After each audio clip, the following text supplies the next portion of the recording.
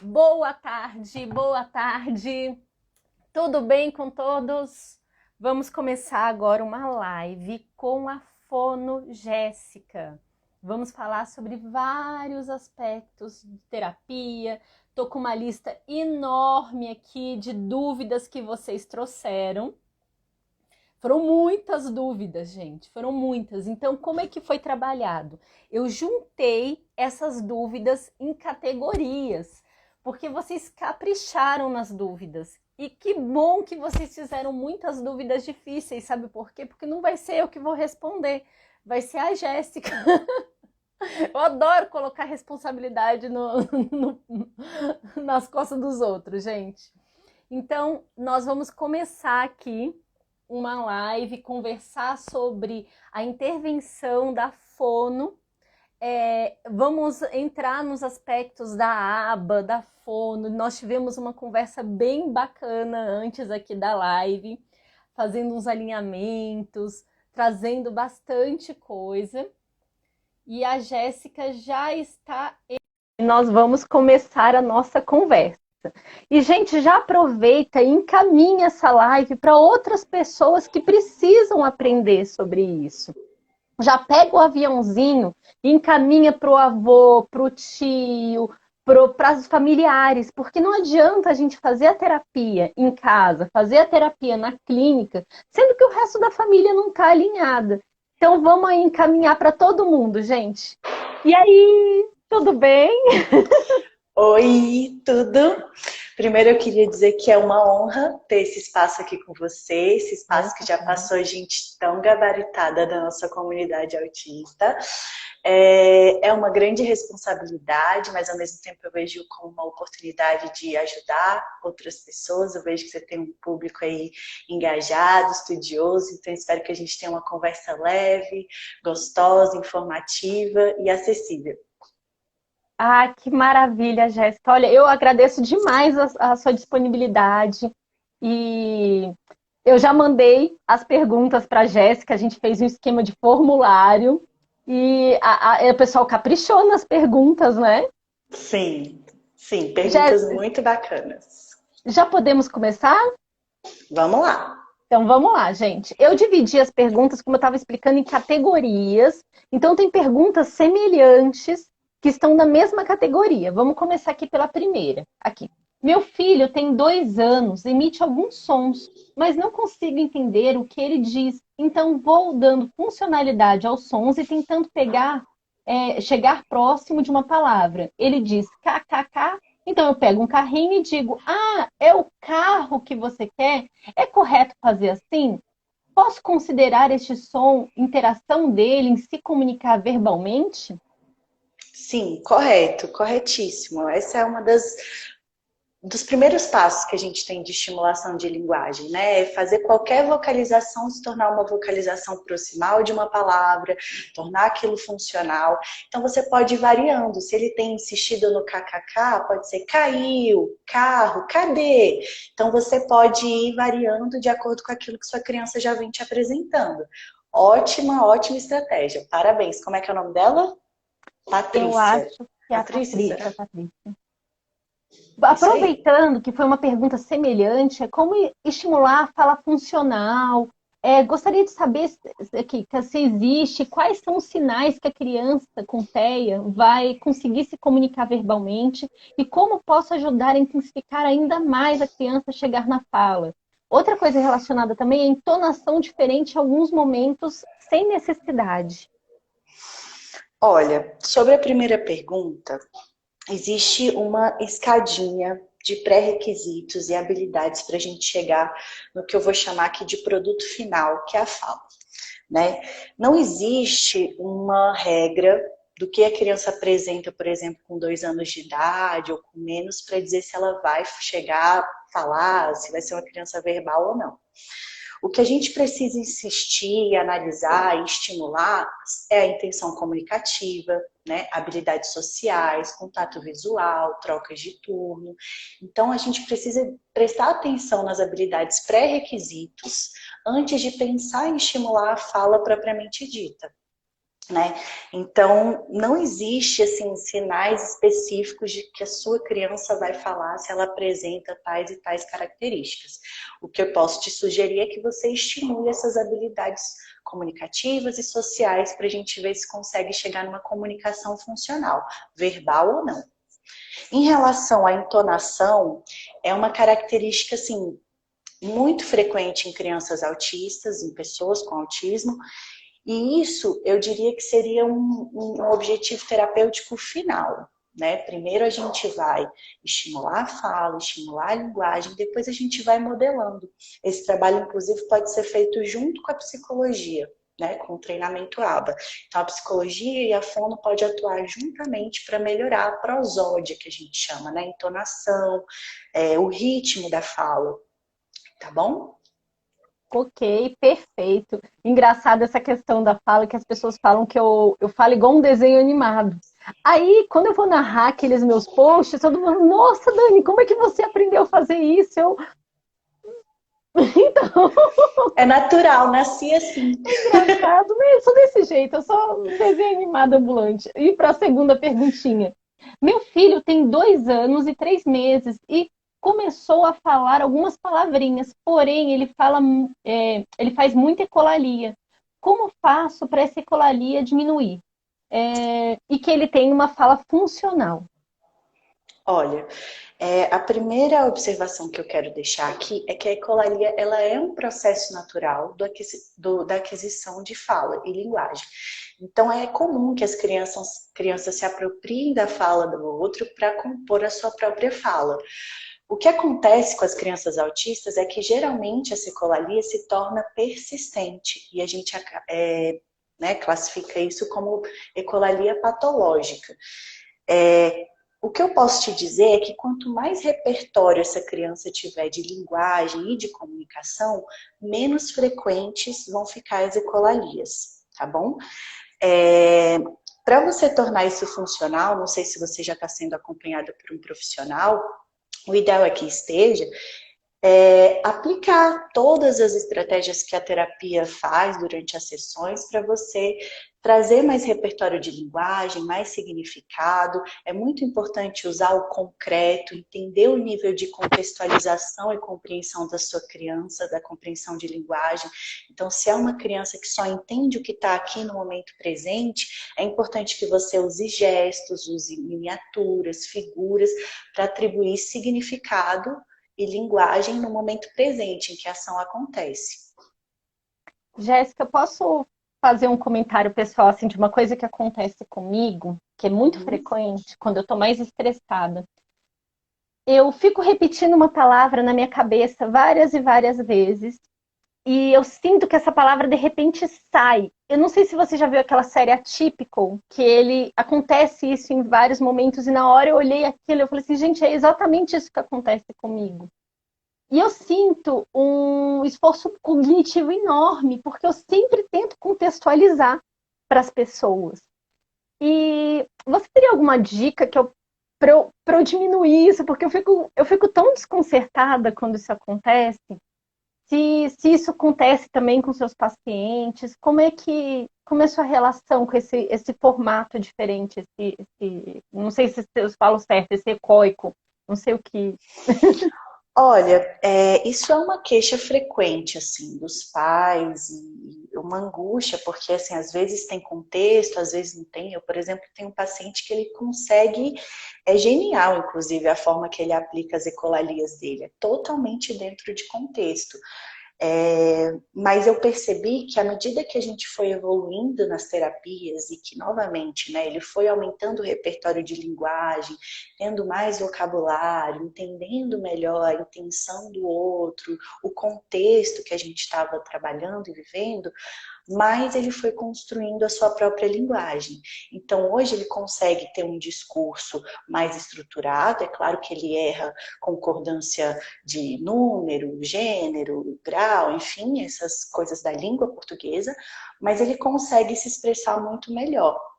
A ecolalia, então, principalmente nas crianças que têm atraso de linguagem, ela fica mais permanente porque a criança está atrasada, ela não tem repertório e fica um espaço vazio ali para ela preencher, né, durante a comunicação e a interação. Não sei, no seu caso, a gente pode conversar depois pessoalmente para entender melhor o que está acontecendo e te dar algumas estratégias. Mas em relação à ecolalia das crianças, é isso: aumentar repertório de linguagem, de significado, de experiências, né, de mundo, de brincadeira. A gente consegue fazer com que essas ecolalias se tornem funcionais ou reduzidas. Entendi, perfeito. Que a gente tem que fazer sempre uma análise funcional da situação, né? Não dá para, não tem caixinha de mágica, né? Não tem. Aqui, aproveitando o tema, aqui, não entendo por que meu filho fica falando algo que ninguém entende, como ele estivesse falando uma língua própria. É bem curioso isso. Ele tem 2 anos. Eu amei essa pergunta. Eu amei essa pergunta. Que acontece? Durante o processo de aquisição de linguagem, né, e desenvolvimento da linguagem, tem a fase pré-linguística e linguística. Ainda dentro da fase pré-linguística, Jaime Zorzi, que é um nome importante na fonoaudiologia no Brasil, categorizou em 4 níveis a fase pré-linguística. Então, até os 2 meses, a criança ela tem um comportamento reativo ao ambiente. Ela não tem intenção de fala, ela reage aos estímulos do ambiente. Dos 2 aos 8 meses, essa criança entra no nível 2 pré-linguístico. Então, ela ainda não tem intenção, mas ela consegue ser mais ativa nesse ato comunicativo. Então, é aquela fase que a criança puxa a mão do adulto, ela começa a perceber que o outro pode ser um agente, um veículo para ela conquistar o objeto de desejo dela. Então, eu acredito que por essa explicação, a criança dela esteja nesse nível, né? Sim, é de 2 anos a 8 meses, mas talvez essa criança esteja dentro do espectro, tenha algum atraso, não sei. Depois do nível 2, né, após os 8 meses, a criança entra no nível 3, que são habilidades pré-linguísticas intencionais elementares. O que isso significa? A criança passa a ter uma intenção comunicativa, ela começa a atribuir alguns significados comunicativos, começa a ser mais ativa e participativa, atuar com o ambiente, ter interesse por objetos e pessoas, mas ela ainda não tem uma estrutura consolidada, né, para conseguir se expressar. Então, ela usa gestos, mas gestos funcionais, tipo, vem cá, tchau, aponta. Então, dos 8 meses a 1 ano de idade, essa criança vai crescendo o seu repertório de comunicação, tanto verbal quanto gestual. O último nível, né, aliás, o nível 3, ele é um nível que a criança começa a ter uma forma mais convencional de se comunicar. Então, começa a usar palavras isoladas, né, deixa de usar o outro como veículo e começa a ser agente das suas próprias expressões e desejos. Isso de 1 ano até 2 anos. Depois disso, a criança já tem uma forma intencional e convencional. Então, ela começa a narrar fatos, ela começa a narrar ações, nomear. Então, tem essas etapas. É importante você saber se a sua criança faz esse ensaio de linguagem, vou colocar assim, é uma fala embolada, mas ela está ensaiando, ela está ali testando como é que ela vai se comunicar. Se tem intenção, ela está evoluindo, ela está progredindo no processo de aquisição de linguagem. Se não tem intenção, você vai trabalhar para que essas vocalizações tenham função e intencionalidade. Nossa, maravilhoso. Respondido? Que aula, que aula. Eu vou voltar nessa parte, porque eu tenho a sorte de poder editar tudo, né? Para assistir essa aula novamente. Muito conteúdo. Eu não sei Vou... se eu pulei algum nível, eu não sei se eu falei os 4, mas são 4. Qualquer coisa a gente faz outra live e eu falo Não, tudinho. com certeza, mas é muito conteúdo. Aqui, terceira perguntinha. Meu pequeno está falando algumas palavras, porém não no momento. Ele fala horas depois. Qual é o motivo? Olha, possivelmente, né, eu acredito que essa criança esteja falando depois, e isso deve ser uma ecolalia tardia. Se ele não te responde na hora, é porque ele tem a função de nomeação, ou seja, ele está ampliando o vocabulário, mas ele não tem habilidades comunicativas, conversacionais e dialógicas. Então, ele não entende muito bem que você está esperando que ele responda algo. Qual é o nível de compreensão de linguagem dessa criança? Né? Então, assim, às vezes a frase, a pergunta que você fez foi muito longa e ele não entendeu muito bem o que você esperava dele. Então, a gente tem que observar isso. Outra coisa que eu acho importante falar também é que nós adultos temos o péssimo hábito de encher a criança de perguntas. Por que que você quer que seu filho te responda aquilo? Você está testando, né, se ele sabe mesmo nomear as coisas ou você quer conversar com ele? Né? Então, é importante a gente refletir sobre isso. Então, vale você estimular essas questões de habilidades dialógicas, trocas de turno, responder quando é chamado, responder a um comentário, a uma solicitação. Isso vai instrumentalizar a sua criança para que lá na frente ela perceba a sua intenção e o motivo da sua pergunta. Isso é bem comum mesmo. Eu lembro quando Aquiles era menorzinho, a gente ficava, Aquiles, Aquiles, Aquiles, testando, sabe? Principalmente depois que a gente entende a questão da frequência, a gente acha que tem que ficar chamando o tempo todo. E assim, tem que ter um porquê, né? A intenção de comunicar, ok, eu olhei para você. Então, o que você quer com Tá me isso, fazendo né? de bobo? Você tá me fazendo de bobo? Que saco! É muito comum a gente fazer isso. Cadê o amarelo? Que cor é essa? Que animal é esse? Cadê a girafa? É o tempo todo demandando da criança e a própria criança não consegue perceber a função daquilo ali, porque ela já sabe, né? Se ela já sabe, né, no caso. Mas pelo que eu entendi dessa criança, sim, ela está ampliando o vocabulário dela. O que ela não tem ainda é habilidades dialógicas para te responder. Então, você tem que estimular habilidades dialógicas, de troca de turno, com brincadeira de compartilhada, né? Então, agora é minha vez, agora é sua. Outra estratégia é incitação vocal. Que animal é esse? Gato.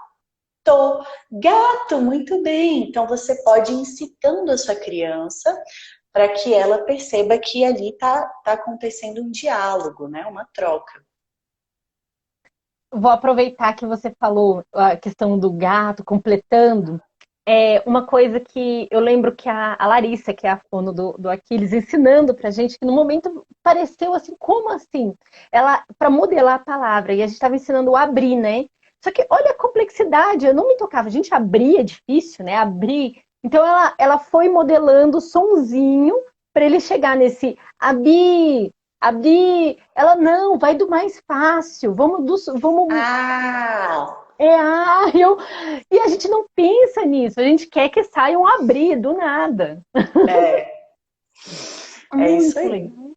Aqui a quarta perguntinha. É possível que uma fono não especializada no método ABA ou Denver consiga realizar os estímulos necessários em uma criança com suspeita de TEA e obter resultados satisfatórios? Primeiro eu preciso dizer que eu fico grata dela completar essa pergunta com resultados satisfatórios, né? Primeiro, o que seria um resultado satisfatório, né? E segundo, se você, né, se na sua cidade, por exemplo, você tem acesso a profissionais, né, que têm formação em aba, dê preferência a eles. Mas eu sei que isso não é realidade em todos os lugares, né, e nem para todas as famílias. Mas, dentro da minha experiência, né, de estudos e de prática clínica, eu acredito sim que não só o fono tem que ter formação em aba, terapeuta ocupacional, psicopedagogo, né? A gente precisa ter domínio do manejo de comportamento para a gente otimizar o tempo de sessão, o aproveitamento, o desempenho da criança na nossa sessão. Se a gente não sabe prevenir comportamentos inapropriados, trabalhar com esquemas de reforçadores, né? Entender e analisar os comportamentos da criança, fica muito difícil da gente alcançar um resultado satisfatório no tempo hábil.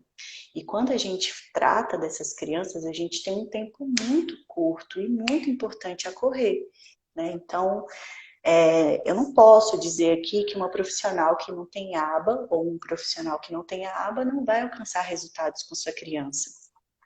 Mas o que eu posso dizer, né, segundo a literatura científica, é que o profissional que baseia os seus atendimentos nos princípios da análise do comportamento obtém resultados melhores.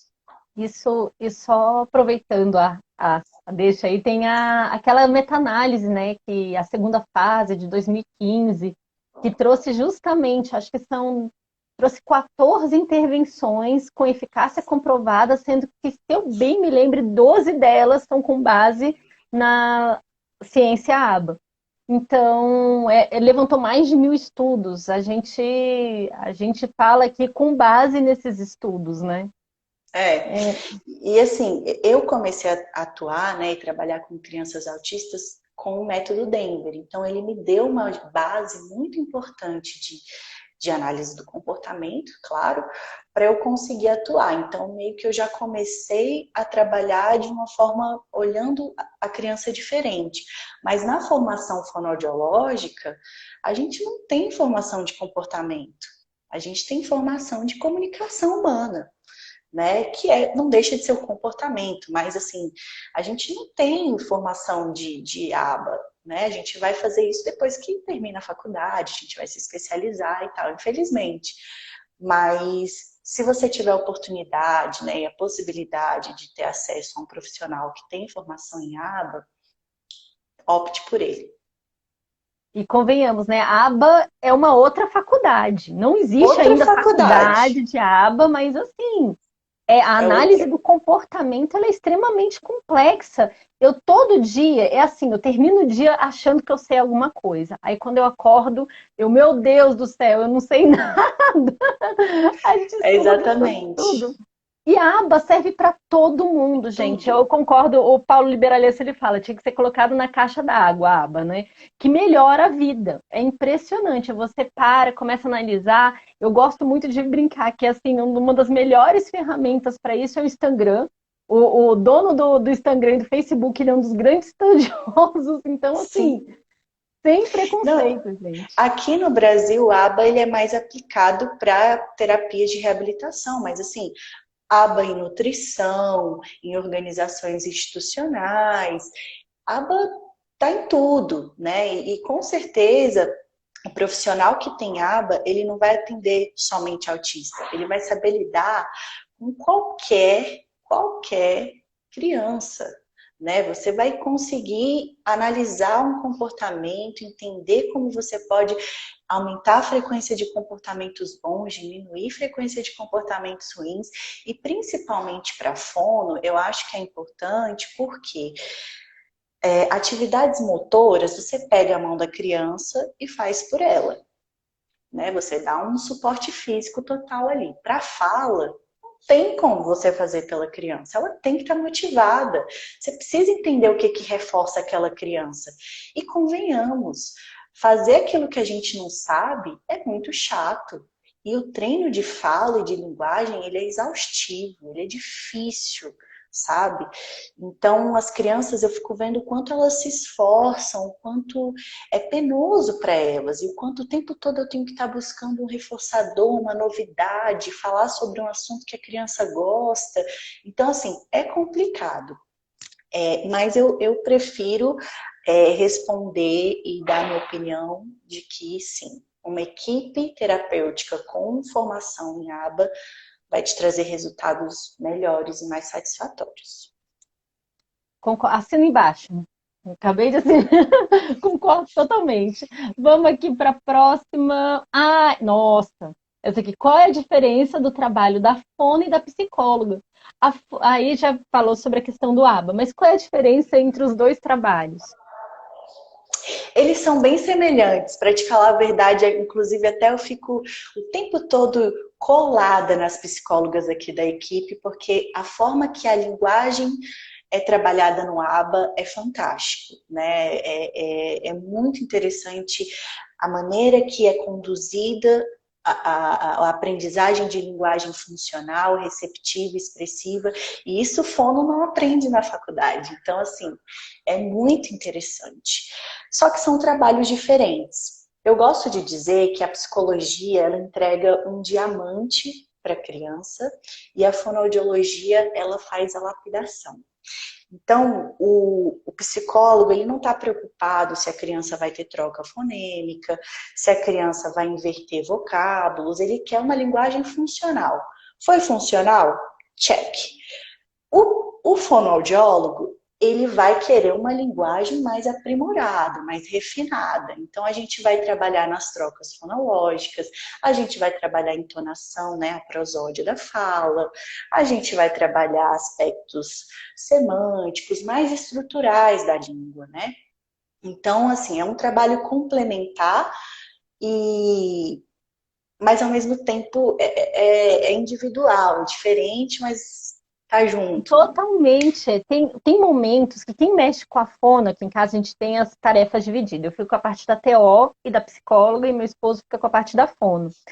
Mas tem hora que o Aquiles ele tá numa busca sensorial que, assim, ao mesmo tempo tem a parte comportamental, tem a parte sensorial e ele tem que fazer o trabalho da fono. Então tem que ficar fazendo compensação sensorial ali, reforçando para ele continuar e assim, isso mexe com a cabeça. Tem que estar ali calmo, presente, vamos lá. É muito importante esse trabalho multidisciplinar. Totalmente. E é muito, assim, é legal no ABA, assim, os registros, né, da linguagem funcional, os programas da linguagem. E eu pego muito os relatórios, os laudos psicológicos daqui da clínica e baseio o meu plano terapêutico nele também. Então, é um trabalho em conjunto, né? Um reforça o outro, não tem como. Até os instrumentos mesmo de rastreio de repertório, eles são muito para comunicação, né? O VB-Map, né? O VB-Map é comunicação ali do início ao fim, é bem interessante. Agora, É, uma pergunta que eu acho curiosa, que eu recebo com uma certa constância, a questão da hipotonia. Porque eu descobri recentemente que existe vários tipos de hipotonia, né? Existe, e inclusive a hipotonia em relação aos músculos do rosto, eu fiquei impressionada com isso. eu não sei se essa pessoa está falando de hipotonia orofacial, ela não especificou. Não. Mas vamos considerar que sim, porque estamos na temática fono. Primeiro, quem diagnostica hipotonia orofacial é o fonoaudiólogo. Fisioterapeuta e dentistas podem entrar também nesse processo de avaliação e tratamento, mas comumente é o fonoaudiólogo. Existem protocolos específicos, existe formas de avaliação que vão ver tonicidade, postura, mobilidade de todos esses órgãos fonoarticulatórios, né? Que são lábio, língua e bochecha. Então, se você percebe alguma questão de hipotonia, tem que entender qual que é o problema? É fala, mastigação, respiração? Tem vários aspectos, essa pergunta está muito aberta. O que eu posso te dizer é, se você tem alguma desconfiança sobre hipotonia dos órgãos fonoarticulatórios, procure um fonoaudiólogo. Ótimo, ótimo. Já dá o caminho.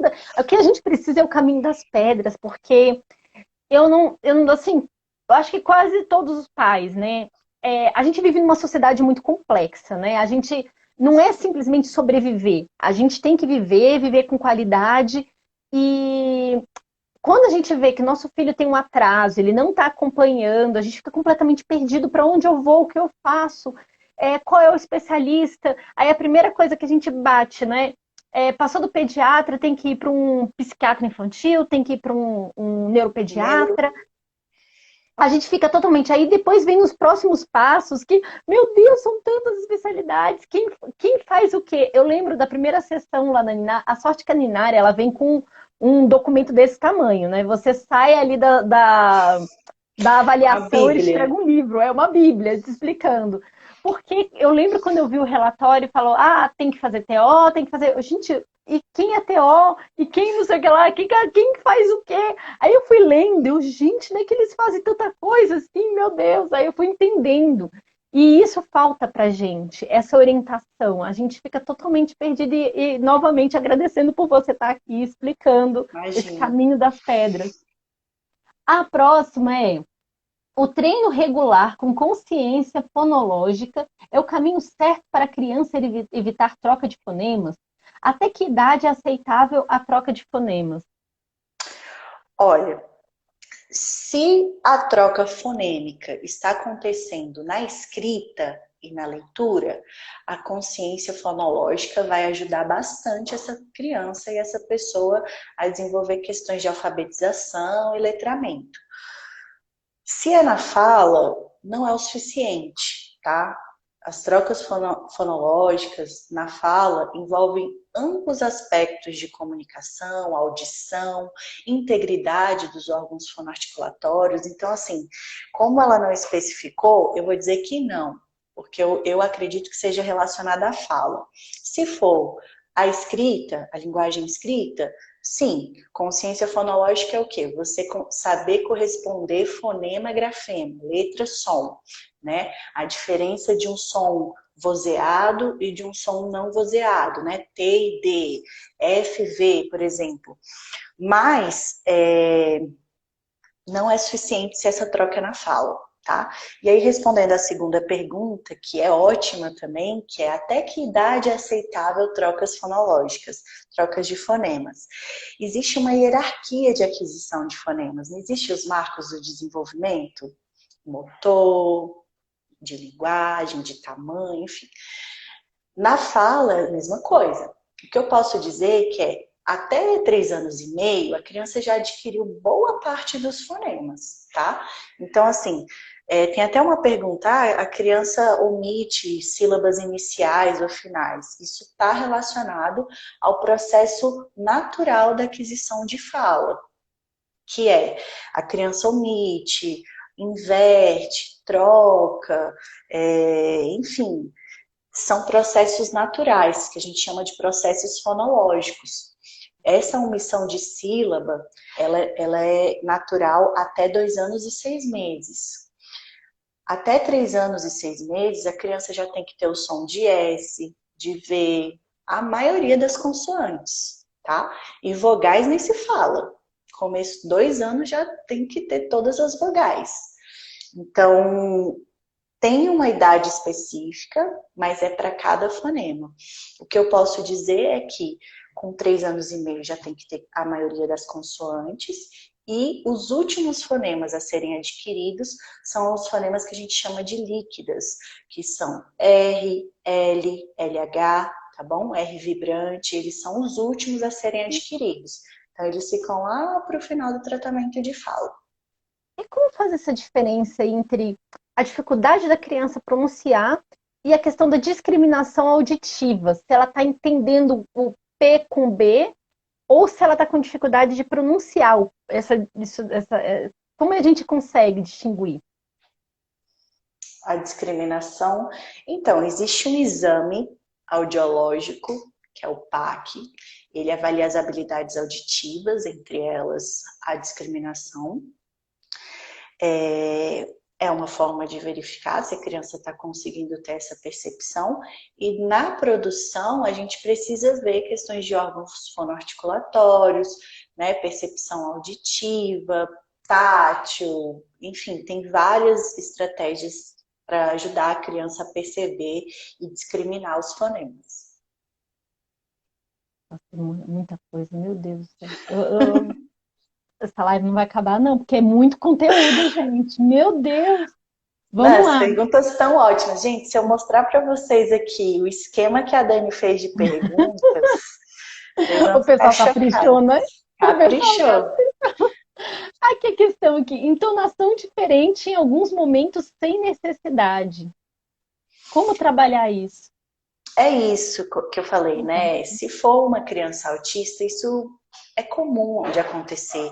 Existe toda uma análise da função, né, dessa diferença, se tem alguma questão auditiva, sensorial, comportamental, tudo isso tem que ser analisado. Mas se eu puder dizer que isso é um dos últimos objetivos a serem trabalhados, né, de modulação da fala, é um dos últimos. Se a sua criança já adquiriu todas as habilidades de fala e linguagem, só tem essa questão de voz, aí sim você pode trabalhar, mas aí você precisa de um profissional para te orientar melhor e conduzir os exercícios e as estratégias. Perfeito. Aqui, meu filho não aceita as demandas da fono. Ela já tentou emparelhamento para ficar mais divertido. Colocou bola, pula-pula no consultório e ainda assim meu filho fica só 15 minutos na sessão. O que fazer? É aí que eu insisto na questão do ABA, né? Porque assim, talvez, eu não sei se essa profissional tem formação em ABA, mas talvez está tendo excesso de demandas, né? Será que essa criança responde à quantidade de demandas que estão sendo feitas? Pode ter alguma questão no ambiente que está fazendo com que aquele ambiente seja aversivo sensorialmente. Tem muitas questões que têm que ser analisadas. Não existe, não tem como eu falar, olha, faz isso que vai dar certo. Não tem. Infelizmente, o que eu posso dizer é, observe, né, se está tendo excesso de demandas, às vezes vale a pena ela ficar aí, sei lá, 3 sessões só interagindo, observando, imitando, narrando, sem oferecer demanda, para ganhar a confiança da criança. Depois ela começa a gradualmente oferecer demandas mais complexas, né? E às vezes até Porque dever de casa da mãe também levantar os reforçadores, assim, os potenciais, né? O que a criança gosta, o que ela não gosta. isso, exatamente. Esquema de reforçadores, ver aí o que a gente pode fazer, mas tem muitas questões que envolvem essa falta de engajamento, né, da criança. E assim, não estou dizendo que vai ter formação em aba, todas as sessões vão ser maravilhosas, porque infelizmente não é isso que acontece. Tem casos que a criança tem muita dificuldade de interagir, de engajar, é muito rígida, controladora, e aí tem que dar uma intensidade no aba, tem que, né, é todo um trabalho de equipe para a gente conseguir manter essa criança na terapia, né? Aumentar Isso as daí é um dos oportunidades. maiores desafios do Aquiles, porque o foco atencional dele ainda não está, a gente ainda está trabalhando nisso. Então, é o tempo todo ali com a psicóloga trabalhando foco atencional, fazendo toda a questão para trabalhar a discriminação auditiva, para ele olhar no nosso rosto, a questão do segmento de comandos, para aí entrar com o trabalho da fono. Imitação, imitação, imitação. Imitação, exatamente. E aí, assim, aposta em bolhas de sabão, né? A gente não está podendo atender sem máscara, mas tem bolha de sabão que você aperta, brincadeiras sem objetos, né? São brincadeiras sensórios-sociais, para ganhar confiança, porque às vezes essa interação está aversiva para ela. Então, primeiro tem que tirar, descartar as possibilidades de problemas do ambiente, né? Então, se tem minha sala, ela tem vários brinquedos assim na parede, nos nichos. Tem algumas crianças que não conseguem ficar na sala desse jeito. Então, eu tenho que atender em outra sala ou guardar os materiais. Então, assim, tem que observar o que acontece antes dessa desorganização, né, desse choro, ou dessa falta de engajamento, e como isso é reforçado depois, para a gente poder ajudar melhor essa criança. Perfeito. Valeu? Nossa, vamos lá. Como brincar com minha filha de modo que eu estimule a linguagem dela? Depois eu faço a segunda, que são muitas perguntas relacionadas. É... Olha, eu acho que se a gente conseguir diminuir o padrão que a gente tem de sentar com a criança e ficar mandando ela fazer as coisas, já é um ótimo caminho. tá? De ficar testando. Que cor é essa? Porque imagina, que coisa, você tá aprendendo inglês e aí você vai conversar com uma pessoa e a pessoa só fica o tempo todo ali te questionando, te colocando à prova. É chato, essa interação se torna chata. Então, eu acho interessante a gente chegar mesmo com humildade, observar qual que é o interesse da sua criança, porque às vezes ela não brinca convencional com algum objeto, mas você pode validar também a forma que ela brinca, né? Imitar, dar função para aquilo, nomear, fazer sons vocais lúdicos. Existem várias formas de estimular a linguagem, seja no momento presente, respeite os interesses do seu filho, introduza devagar as demandas que você quer ensinar para ele e respeite esse primeiro momento de interagir com o objeto. Quantas crianças demoram para ter interesse em objeto, né? Então, assim, a interação, ela tem que ser algo interessante para a criança. Então, acho que se eu pudesse deixar aqui alguma sugestão interfira o mínimo possível na brincadeira da criança inicialmente. E assim que você adquirir a confiança dela, assim que você ter mais contatos visuais, sorrisos e engajamento, você vai introduzindo o que você quer ensinar para ela. Eu com o Aquiles, nós fazemos bastante isso aqui. Às vezes o Aquiles, ele tá naquela autoestimulação, aquele barulhinho e tudo, e com o objetinho. Aí eu vejo que não adianta querer inserir demanda nenhuma, porque não vai rolar. Eu chego imitando ele. Ele dá aquela bugada, sabe? Que ele olha pra mim, do tipo, o que você tá fazendo? Aí, na hora que eu consigo, que ele preste atenção em mim, vê que eu tô dando valor a ele, aí sim a gente consegue começar a introduzir alguma coisa do programa que tem a ver com o que ele tá fazendo ali. Mas é esse trabalho. A gente quer ensinar a criança, né? Então, assim, o brinquedo é de empilhar. Então, se a criança enfileirar, a gente quer que ela empilhe. Não tem essa, o brinquedo foi feito. Então, a gente tem que também ter essa flexibilidade de validar a forma que a nossa criança está se interessando, brincando e desenvolvendo sua própria forma de brincar, né? Então, eu acho que é isso, observar a sua criança, imitar, narrar, nomear, e aí aos pouquinhos a gente vai ensinando coisas novas. Perfeito.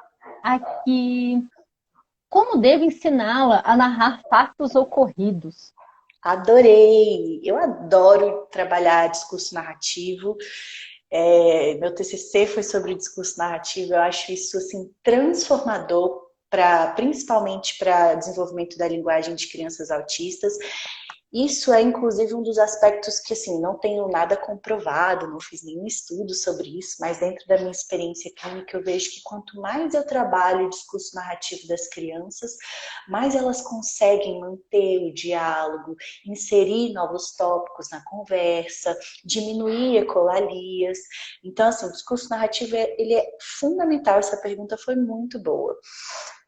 A primeira coisa que você precisa pensar é que, se sua criança é autista, você vai ter que apostar muito nas questões visuais, em recursos visuais. Seja figuras, miniaturas, objetos, enfim, vídeos, aplicativos, aposte em coisas, em estratégias visuais, tá? E durante a própria brincadeira, você usar verbos, né, no passado, você começa usando palavras isoladas. Caiu, sumiu, achou, escondeu. Então você vai usando palavras isoladas, depois você vai combinando com outras, né? Vai vendo o repertório da sua criança. Se ela fala uma palavra, você pode acrescentar mais uma, então você usa duas. Se ela fala duas, você usa três, e você vai acrescentando ali para ela. É muito importante que você consiga fazer que aquilo que a criança está experienciando ali no momento, você, adulto, vai dando significado para aquilo, né? Você vai falando com ele e para ele. Então, o que ele já sabe, ele vai conseguir se conectar com você. Olha, eu sei as cores, ela está falando as cores. Ah, então faz sentido. E ele vai criando ali significado e conexão com você. Então, a criança está batendo o martelo. Bate, martelo, bateu, toque, toque, toque. Então você vai atribuindo significado para o que a criança está realizando aqui e agora, no concreto. Eu acho que essa é a melhor forma de melhor, não sei, né? Mas assim, é uma ótima estratégia para desenvolver discurso narrativo. Lúdica, participa, é ativa, né? Os dois estão ativos num propósito, né? Isso daí é demais. Mais uma perguntinha da mesma mãe aqui, ó. Ela confunde bastante a resposta a perguntas com quem e o que. Como explica essa diferença? Ok, ela tem dificuldade de saber com quem e o que. Uhum. Olha, com 3 anos no desenvolvimento típico é quando a criança consegue usar pronomes, quem, o que, como. Eu não sei a idade da sua criança, mas se ela for autista e tiver atraso de linguagem, possivelmente ela vai ter essa dificuldade. E aí, assim, eu costumo usar muitos recursos visuais para trazer esse significado, porque assim, quem é muito abstrato, né? Não tem como você explicar assim de uma forma tangível para a criança. Então, assim, usar foto da mãe, né? Ou usar fotos para descrever ações. Quem tá tomando sorvete? Quem come banana? É, quem chegou?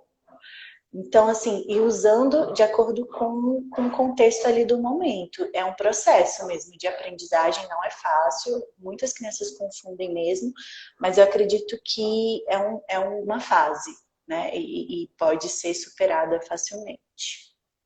Sempre montando uma estratégia, né? Isso é excelente, que tudo tem base em estratégias, né? A gente fica sempre meio desconcertado com isso, que a gente às vezes quer uma solução rápida, mas é um passo a passo. Tudo um processo.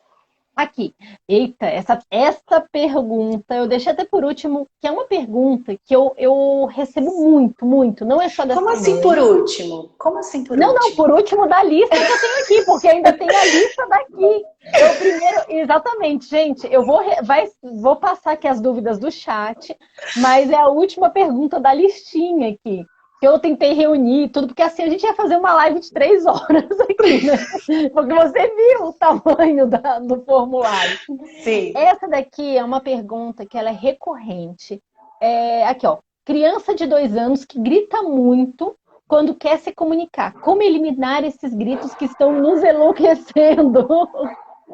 Teve uma mãe uma vez que ela falando que assim, eu não entendo. O meu filho, ele fica quietinho, é um amor dentro de casa. A gente sai para o supermercado, quando ele quer alguma coisa, ele grita. E ele sempre grita quando a gente entra no supermercado, ele quer alguma coisa ou no shopping. Aí, vamos lá. Sempre grita. Então, aí a gente vai para a análise do comportamento, né? A análise funcional do comportamento. Esse grito acontece depois do quê? Imediatamente após o quê? Como isso é reforçado? Né? O que ele obtém com esse grito? Então, não tem como, infelizmente, eu não vou ter aqui uma receita para te passar do que vai resolver isso, mas se você é acompanhado por um psicólogo, né, profissionais que acompanham o seu filho, peça orientação, faça em casa, né, reveja as estratégias que vocês estão usando, mas infelizmente essa pergunta eu não tenho como responder. Essa normalmente é a resposta. Sabe o que eu falo pro pessoal? Filma e manda pro terapeuta. Sim, Porque, gente, filmagem, eu falo assim, se você tá conversando comigo aqui pelo celular, você tem um celular e provavelmente o celular tem câmera. O Aquiles, ele tem um portfólio, né, enorme de filmagem, que quando eu tô em dúvida, eu chego e falo assim, olha, Kelly, olha isso daqui, vamos traçar uma estratégia que eu não tô entendendo nada que ele tá fazendo. é isso, porque assim, ó, ele grita só no supermercado? Quais são os outros lugares que ele grita? Ele grita só com a mãe ou com outras pessoas da família? Tudo isso tem que ser analisado, né? Então, assim, ele tem hipersensibilidade auditiva? Não sei.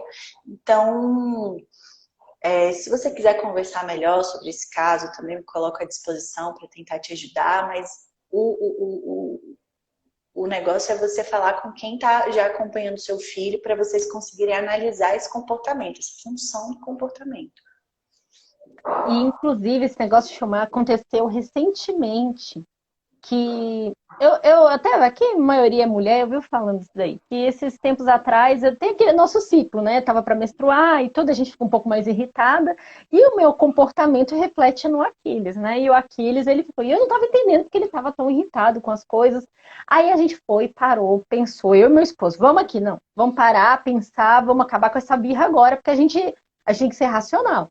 Aí a gente começou a analisar o antecedente, comportamento, a consequência. Assim, em questão de um dia, 2 dias, acabou, encerrou. O negócio é a gente conseguir ligar esse nosso racional e analisar a situação, que é muito difícil. Até porque o supermercado é um ambiente que tem muitas variáveis. Né? Então, assim, você modelar um comportamento num ambiente que não é favorável também é complicado. Nossa, então, é de muito. repente, esse comportamento tem que ser trabalhado no consultório, aí depois você vai generalizando para outros ambientes, para outras pessoas, até conseguir o comportamento desejado. É complexo. E assim, eu entendo que para nós terapeutas que ficamos, né, 1 hora, 2 horas com a criança, é difícil, porque o choro e o grito da criança mexe muito emocionalmente com a gente, né? Então, tem todo um cuidado de não reforçar esse comportamento, mas também de entender e acolher a necessidade daquela criança. É delicado, né? Mas filma e manda pra Dani, que a Dani vai te ajudar. Eita, ferro! Eita! Vamos lá. Aqui, a Como é que é? Ai, desculpa, eu não tô conseguindo pronunciar seu nome. É muito complexo. Aqui. Peperezoi, eu acho que é assim. Quais atividades em casa sugerem para uma criança de 2 anos adquirir vocabulário? Meu filho faz imitações físicas, mas não imita palavras e ainda não entende comandos. Ótima pergunta. Ótima pergunta. Nessa idade, as crianças gostam muito de brinquedo de ação e reação. Então, você pode investir em brinquedos que aperta e pula, encaixa, some e aparece. Faz, né? Eu não sou muito a favor de brinquedos eletrônicos, mas, enfim, brinquedos que tenham ação e reação. Essa é uma forma de estimular a linguagem. O que mais que ela perguntou? Que ele Aqui. imita. Ixi, perdi. Deixa eu lá em cima. Eu sou uma péssima anfitriã, sabia? Porque eu adoro tecnologia, mas nesse negócio desse Tangram, eu me perco toda. Aí eu já encerrei uma live procurando dúvida, para você ter noção. O meu nível de. Eu tenho que fazer um curso de Tangram aqui, como mexer.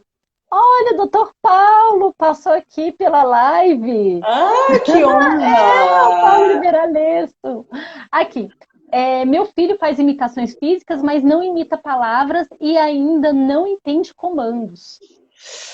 É exatamente isso que a gente já comentou, né? Narrar, descrever. Então, o que a criança está fazendo? Ela está pegando o objeto azul?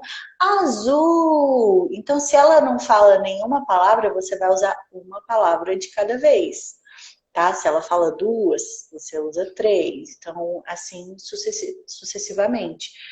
Mas a sugestão tá mexendo ali no gato, no cachorrinho, você vai nomeando, falando para a criança, falando com a criança o que ela está realizando ali no momento. Isso é uma ótima forma de estimular a linguagem.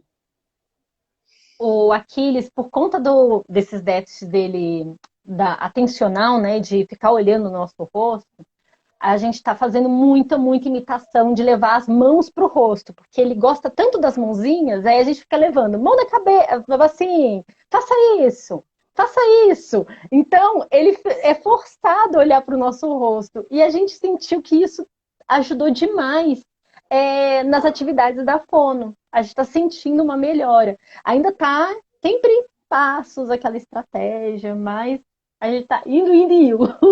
Aqui. E se ele já tem imitações motoras, é mais fácil da gente desenvolver imitação vocal, né? Ele já tem habilidade de imitação.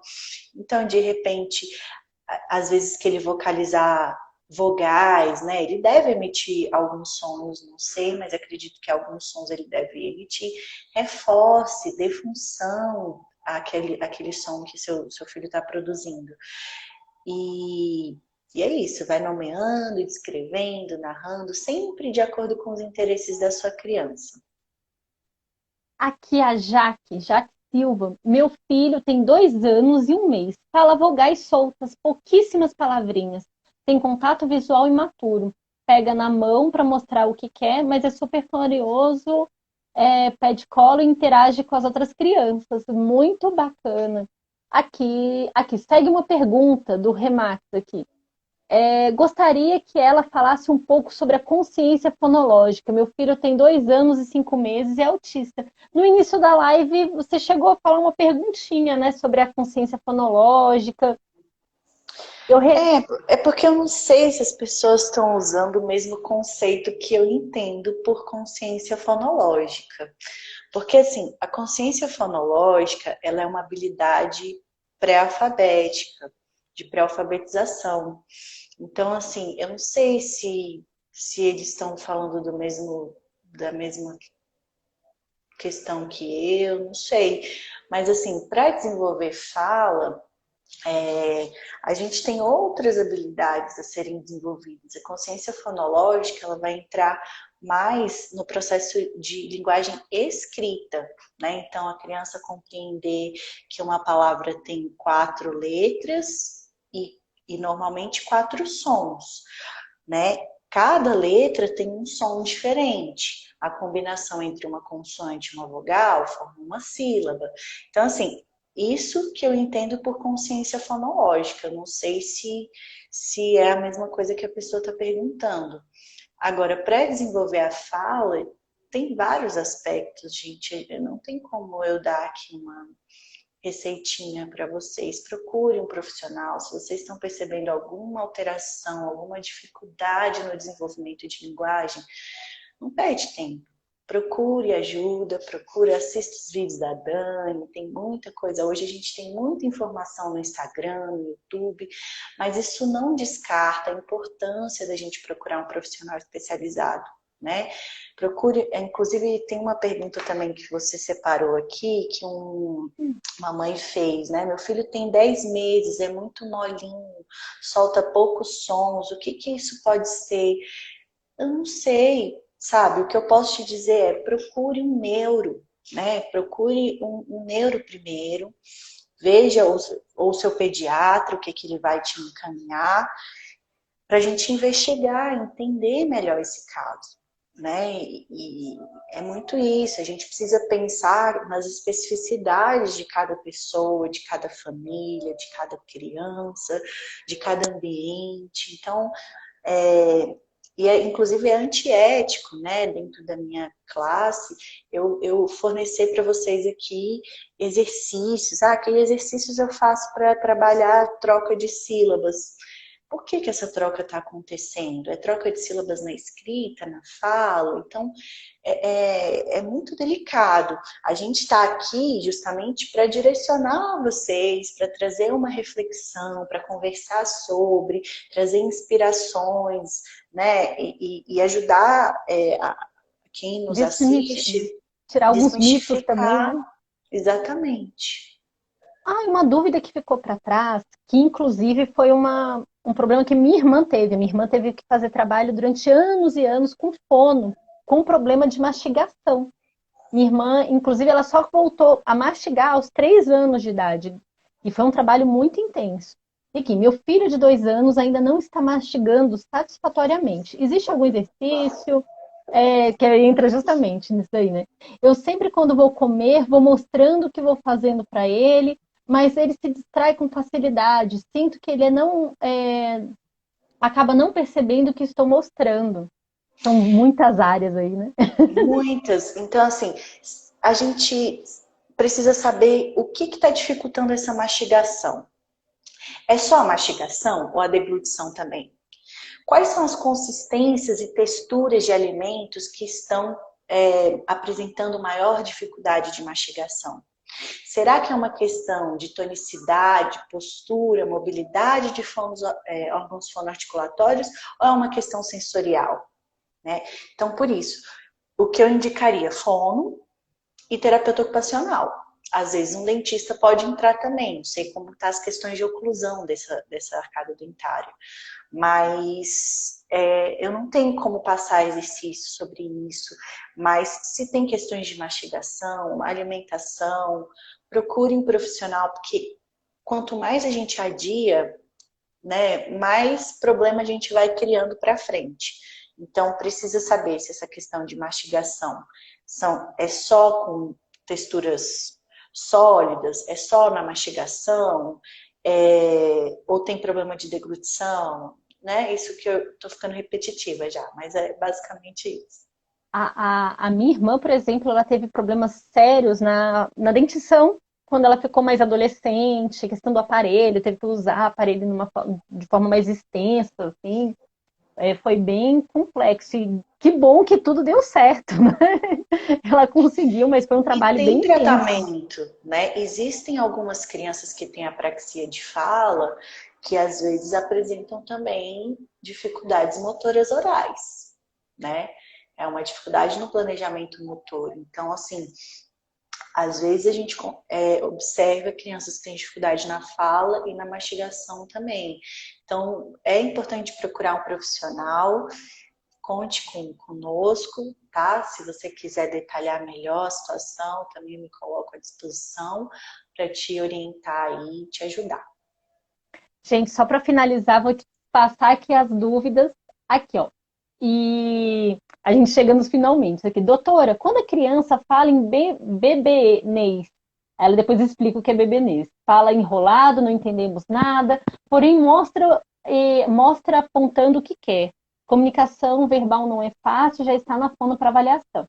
Aí aqui, voltando para o bebenês. Doutora, quando a criança fala em bebenês, tem chances de chegar a falar? Tem 2 anos e 7 meses. O que eu vou falar? Espera essa live acabar, espera a Dani repostar.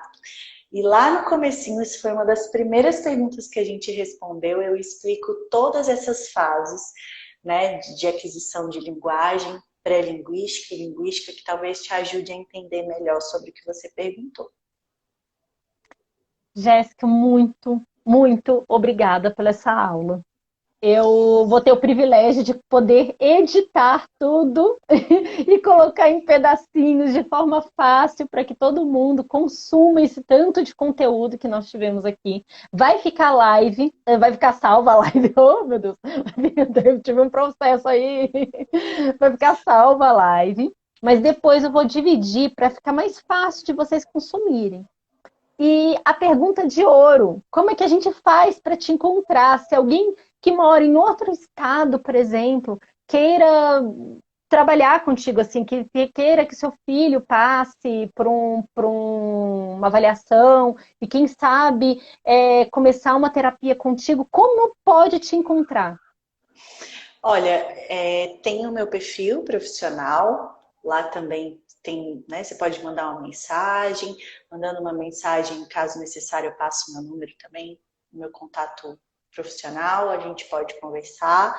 Eu atendo atualmente na clínica Instituto Unimar, né, que foi onde a gente se conheceu, e me coloco à disposição. Eu amo esse tema, é um assunto que entrou na minha vida e não saiu mais, não me vejo fazendo outra coisa.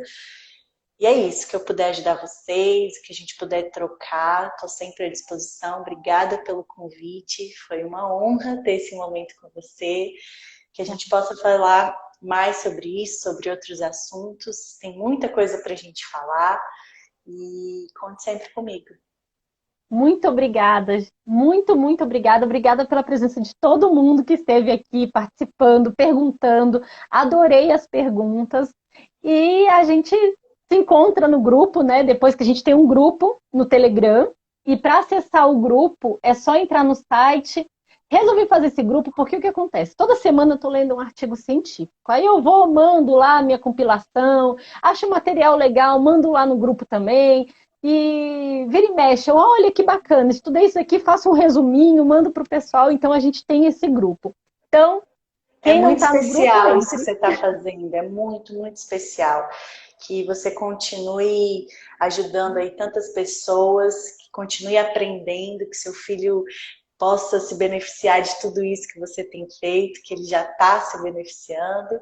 E é isso, estamos juntas. Muito obrigada. Tchauzinho. Tchau, gente. Obrigada.